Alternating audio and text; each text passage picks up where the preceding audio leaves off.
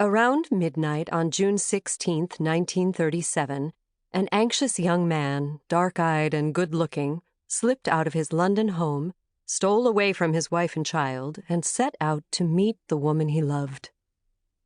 2 years after Laurence Olivier had first glimpsed Vivien Leigh, a woman of such transcendent beauty and intoxicating allure that she had left him drunk with desire, he was under her spell. Day in and day out, they would sneak off the set of their new movie or sit lost amid a swirl of dreams, avatars of the lovers they would later play, Romeo and Juliet, whose lesson they should probably have learned, that violent delights have violent ends and in their triumph die. Whether they thought they were fooling anybody, I don't know, said a crew member, but we all knew that here were two people hopelessly in love. What drew them to each other with such fierce power, blinding them to duty and danger, to all sense of right and wrong, pushing them to the point where, this very night, they were about to run away? Was it simply lust, the devouring sexual greed that nobody who knew them could ignore? Or was it something else, an affinity of the heart, mind, and soul? Long after their passion had faded, when their ecstasy had turned to agony, and their turbulent romance had left them battered and scarred, Olivier searched for an explanation. It was a virus, he said, a disease, a compulsion as mighty as any in legend or myth. It felt like an illness, he wrote, but the remedy was unthinkable. Only an early Christian martyr could have faced it. Virtue seemed to work upside down. Love was like an angel. Guilt was a dark fiend. At its every surge, Macbeth would haunt me. Then comes my fit again. For cynics, this was self-aggrandizement. For others, mere indulgence. Only Larry's wife, Jill Esmond, collateral damage left in the wake of her husband's affair, understood it for what it was, even when it had turned into a fireball that incinerated her marriage. Real passion? I've only seen it that once, she told their son. If you are ever hit by it, God help you. There's nothing you can do. And yet there was something Olivier could have done. 3 weeks before he and Vivien fled, they had traveled to Denmark, planning to stage Hamlet in the place where it was set, with the 30-year-old Larry as the prince and the 23-year-old Vivien as Ophelia. Equipment, costumes, and props had been loaded onto trucks, the trucks ferried across the North Sea, the cast and crew flown to the coastal town of Helsingør, where they were scheduled to perform for a week on the ramparts of Kronborg Castle. Only, hours before they were due to go on, all hell broke loose.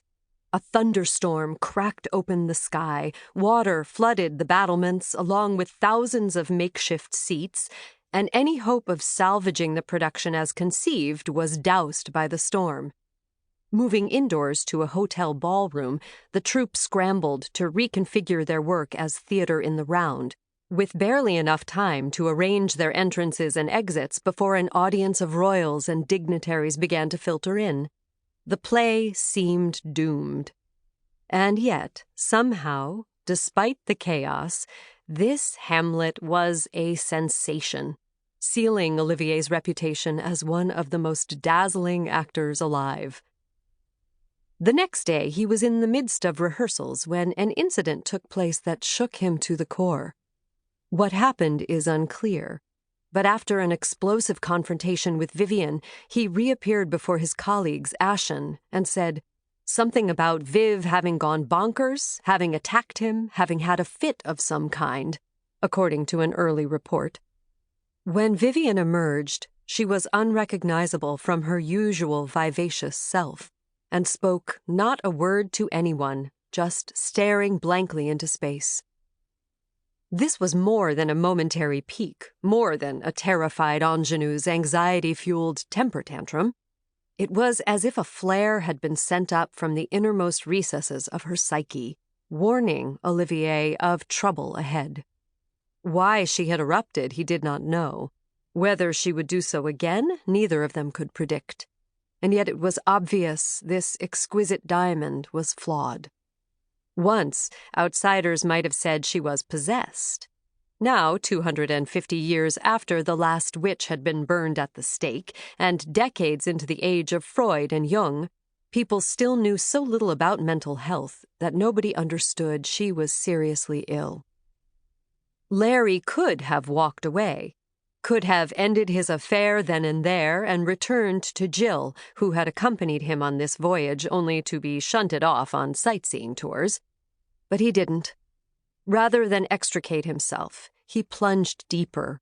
Rather than step back, he surged forward. Once home, he and Vivien vowed they would leave their spouses for good. Reason was powerless to stop them.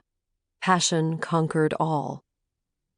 This book is a study of passion, not the soft, sentimental kind of Hollywood movies and Victorian romance, but the sort that engulfs, overwhelms, and sometimes destroys.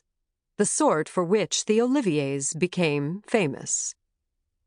Half a century since Vivien's death, and more than 3 decades since Larry's, they continue to haunt us. There are books and blogs about them, conferences and symposia. There are documentaries and exhibitions, and even a collection of scholarly essays published by Manchester University Press. And yet they remain strangely veiled, their story wrapped in half-truths, conundrums, and lies, proof positive of Gabriel Garcia Marquez's adage that all human beings have 3 lives: the public, the private, and the secret.